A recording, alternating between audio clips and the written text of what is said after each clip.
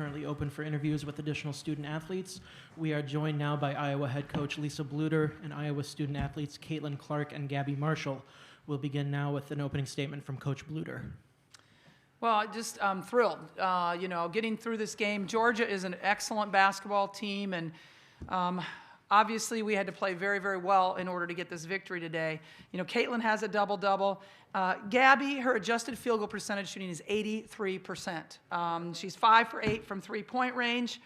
Through the tournament games, she has 19 for 33, 57% from three-point range in our Big Ten tournament and now in this tournament. I mean, she has just been outstanding. But the main thing I got to say is to our crowd, we had the best attendance of all 16 of the sites across the country. The Hawk fans are amazing, and we needed every one of them today. So a big, big thank you to the Iowa Hawkeye fans. All right, thank you, Coach. We'll continue with questions for both of our student athletes.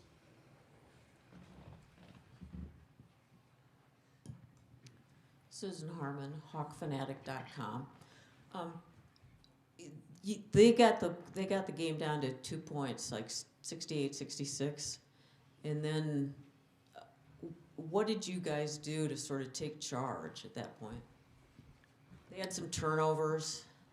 Do you remember? Yeah, I think, are you talking in the fourth quarter there? Yeah, I think fourth quarter, well, I had a shot that I left short, and then we go down, and then we got to stop, and we come down. I think there was like a minute 10 maybe left on the clocks, and I just dribbled it out, and we went 4 flat. So basically, I was just going to take the girl to the hole, and luckily I beat her and got a shot off and made it, and then became a 2-possession game. So kind of just knew, try to get another stop, which we did. I think somebody got a deflection. Was it you or Kate? Somebody got a deflection there, and Monica got the ball, and we were able to advance it, I believe.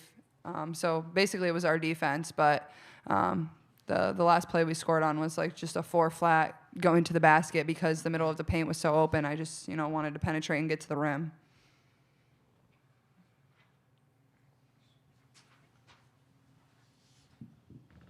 Gabby, you're obviously on a streak now, but do you feel confident that all your teammates, that when they're open, they're going to score? I mean, Kate was hitting one, McKenna, obviously once in a while, Caitlin will hit one, but doesn't that feel good to know that you're not the only one that has to do it?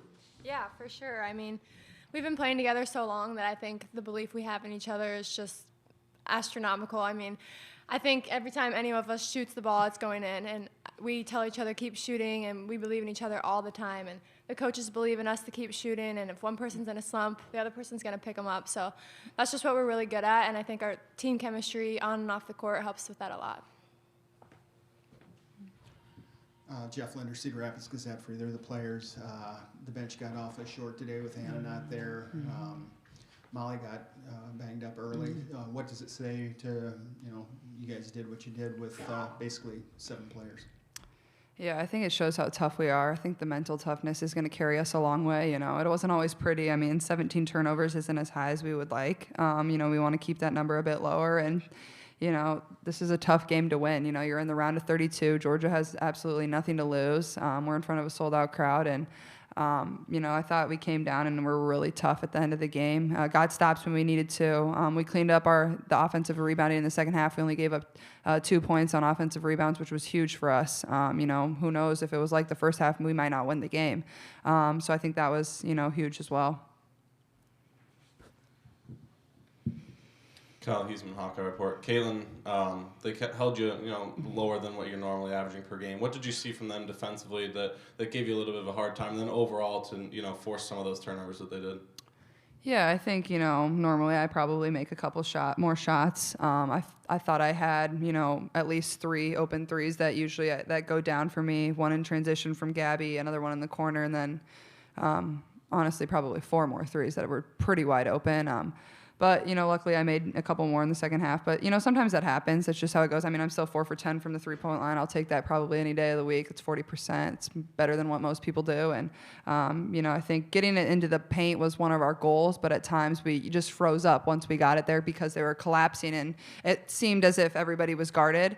But, they're long, they're athletic. They live on turnovers. That's what they wanted to do. But, no matter when we had a turnover, we never hung our head. We never felt defeated for ourselves. We just hustled back, and, it was the next play. Nobody blamed each other, and I think that just speaks to this group that we have, and I think that's going to carry us a long way. Chloe Peterson, Daily Island. Especially after last season's loss in the second round, what does it mean to go to the Sweet 16 this year? It's awesome. I think anytime you are one of 16 teams that get to keep playing basketball, it's pretty special. But, it wasn't like a huge party or celebration in the locker room. This wasn't our goal. It's one of the steps to reaching our goal, but it's not the end-all, be-all for us. This is the first weekend and it's done with, and now we have the second weekend, and we hope there's a third weekend too. So, our next step is going to Seattle and being prepared to play there. And but yeah, anytime you advance to the Sweet 16, and it is special, and you should appreciate it. And to win one last time for McKenna and Monica on our home court is they deserve that more than anybody. A question online for Gabby. With 21 assists as a team, how special is it to play on a team that creates for one another? That's from Joshua Lauder. Yeah, I think, we've always preached ever since I've been here that giving up a good shot for a great shot. I think we're really good at that. And obviously, Caitlin's really good at finding her teammates and knowing who's hot, and we've been playing together so long that we know where each other is and just how to get each other open. And I don't know, I feel like they knew I was hot and they got me the ball in the right spot. And I don't know, it just opens things up more inside for Monica too as well. So. Caitlin, I think between points and assists, you were responsible for 33 of Iowa's last 35 points. Just, you just decide, hey, it's my time to lead. Yeah, I really did not want to let this team lose again in this round, and I knew I needed to step up and make plays for this team, and I thought I kind of was able to pick apart their zone with my eyes and get the ball inside. I know there was a few times where I was able to get it to Monica before anybody was there, and their zone hadn't shifted, and she kind of had just sealed. So I think that was huge, and obviously when Gabby shoots the ball like she is, it gives me quite a few assists as well. But when I'm able to pass the ball and get over 10 assists, I feel like it gives our team the balance that we need to reach the goals we want to achieve, but also it frustrates the other team. It's hard to, pick people who you're going to guard, and, we have 4 people in double figures, so, it's a challenge, especially when you're playing a zone like that of, who are you going to guard and who are you going to leave open. Zachary Draves, SB Nation Swish Appeal. Gabby, now that the pressure to succeed will grow from here on out as you all head to Seattle, does today's performance give you an added layer of confidence as you move on to the Sweet 16 to perform as well as you did today? Yeah, I think obviously when you see shots go down, you gain confidence, and it's only going to get harder, and teams are going to get better from here, and we know that, and we're just going to have the same mentality, take it game by game, day by day, and I think we're ready. We're excited, and obviously it's really special that we get to go to the Sweet 16, so I think we're just going to lock down, stay focused, and know the coaches will have us prepared. All right, we've got time for one last question from Scott. Yeah, Scott Docterman, The Athletic, for Caitlin and Gabby. I'm kind of an old dude, so it seems like this arena was louder persistently for 2+ hours than I can ever remember. What was it like to play in that environment, to hear the ebbs and the flows, but just the way it topped off at certain times where, my ears are still ringing. Yeah, I think it's really special, and the crowd really responds to me, throwing my hands in the air, which is kind of nice. They know when to get loud on defense, especially. It's hard for the other team when people are just screaming at the top of their lungs, but at the same time, I got to give Georgia credit. I thought they answered quite a few times. They made some tough shots, some tough contested twos. Those are the shots we want them to take, and as we move forward, those are shots teams are going to make, but it's going to be how are we going to respond. And but I'm just grateful. That crowd is incredible, and it's something that maybe we're getting used to, but at the same time, it can be like that everywhere for women's basketball. It really can. If people just get in the arena and watch, the product is pretty amazing, and I think the joy and the passion that our team plays with is what attracts people to this arena. And it's like pro sports in the state of Iowa, so we're so lucky, and a lot of credit goes to her right here because she's built this program up. We were just lucky to come in here. There's been a lot of really good players that have built our culture to be what it is today, and we just kind of try to hold that to a high standard as well. All right, ladies, thanks for joining us today. All right, and we will continue with questions for Coach Bluter.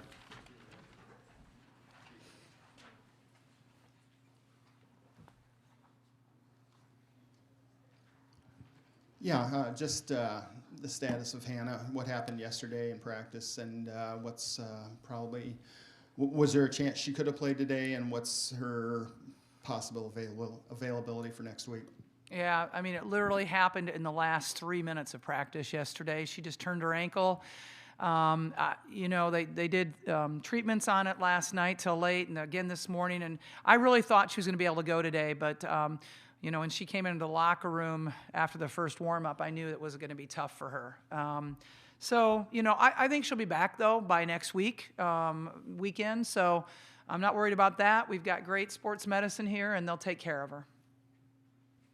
With Molly going down in the first quarter, is there any concern with her and her availability for next week as well? I don't think so. I haven't heard anything yet, but I don't think so. Please remember to give your name and affiliation when asking questions. Coach, they seem to.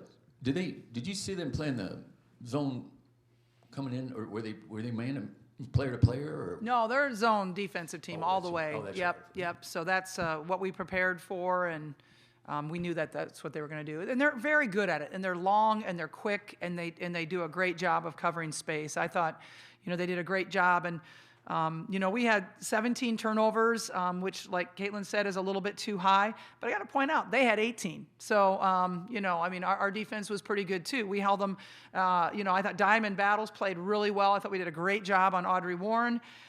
We held them below what their field goal percentage is, 1 point below their normal averages, and we scored 16 more than what they usually, you know, give up. So, you know, I think, you know, we did okay against their zone. John Stebby, Cedar Rapids Gazette. Caitlin with 12 assists. What makes her such a great distributor? I mean, she's just so good, and she's always been good. You know, an unbelievable passer. Her vision is so incredible. It's like, you know, she can sit here and recite plays, and that's like how she is out there. She can see things unfolding. I mean, it's a real gift. I really believe that. But, you know, she has 12. She also has three steals tonight. So she contributed in so many ways. But she is a beautiful passer, and it's not just like one or two games. It is all the time. Jeff Linder, Cedar Rapids Gazette. Coach Abrahamson Henderson said that she thought Diamond Battles was the best player on the floor today. Just your response to that? I mean, I think she was good. Was she the best player on the floor? I don't know. She had 21 points, 1 assist, 2 turnovers. I mean, I'm going to be biased, and she's going to be biased, right? I mean, she thinks, you know, Diamond Battles. I think she's the best Georgia player on the floor. But you have a hard time telling me that Caitlin Clark wasn't the best player when she has 12 assists and 22 points and 3 steals. I mean, numbers are right there. And, yeah. Braden Roberts, Go Iowa Awesome. Caitlin's basket with 43 seconds left, is that the look you wanted, or did the play just develop that way? It just developed that way. We were kind of waiting the clock down. We had a 2-point lead at that point. So we're going to milk the clock a little bit. And last time we ran that play, McKenna was wide open for a layup underneath. And so it was going to be one or the other, right? It was either she was going to get it or one of our bigs were going to get it. So I will let Caitlin shoot that last shot any day. We all know that that's usually a pretty good thing. And that was a right-on, straight-on, kind of a banked in, and then we had a 2-possession lead. And so felt a lot better having a 2-possession lead. Chuck? All right, we're good. Kennington Smith, Des Moines Register. Coach, every starter played at least 37 minutes. 2-part question. Can you put into perspective how difficult it is to win in this round with basically 5 players, and what does it say about your 5 that they were able to execute well enough to win? Yeah, I'm proud of them for being able to execute like that. I mean, the nice thing is ABC had a little bit longer timeout, or longer timeouts, and so that helped us a little bit. But Caitlin has to play 40 minutes in this game. But, you know, Diamond Battles plays 36 minutes, so it's not like – but they did distribute their minutes better than we did. You know, it's just unfortunate that Hannah went down.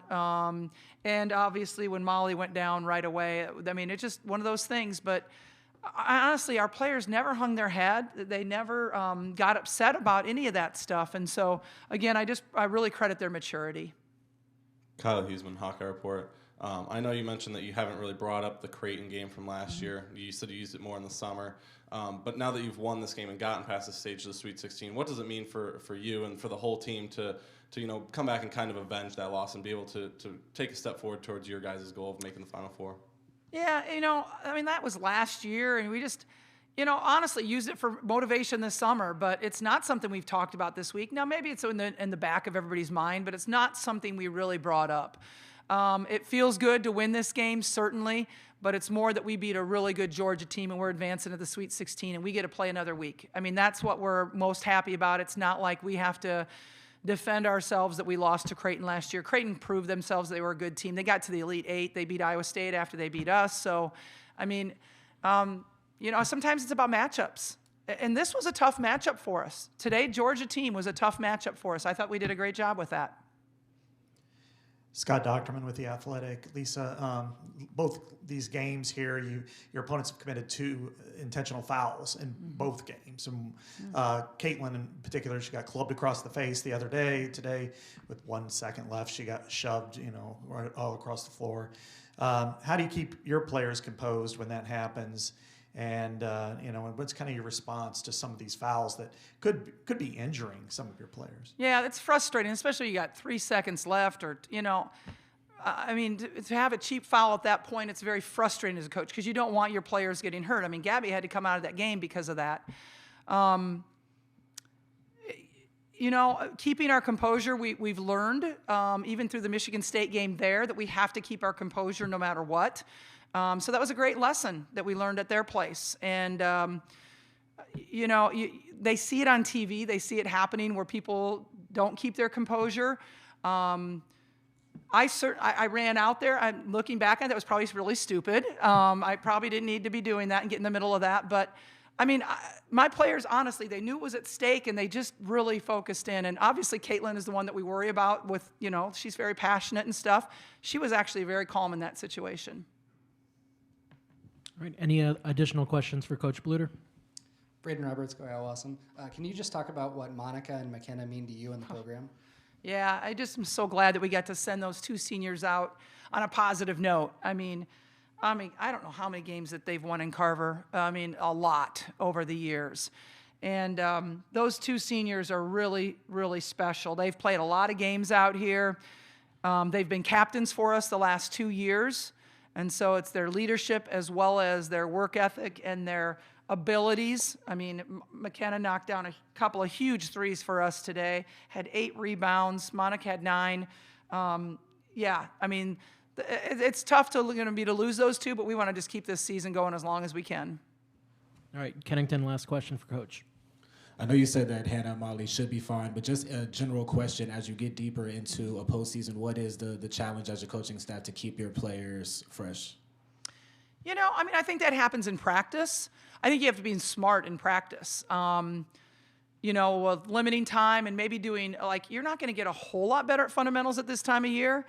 So it's a lot more like knowing our personnel and doing more film work and really having them take care of themselves. It's them, hydrating, eating well, getting sleep, staying healthy, staying off their phones, that sort of thing that we really try to stress to them, that they have to keep themselves healthy, but also I need to really manage their minutes during practice and use more of a film workout sometimes than a physical workout.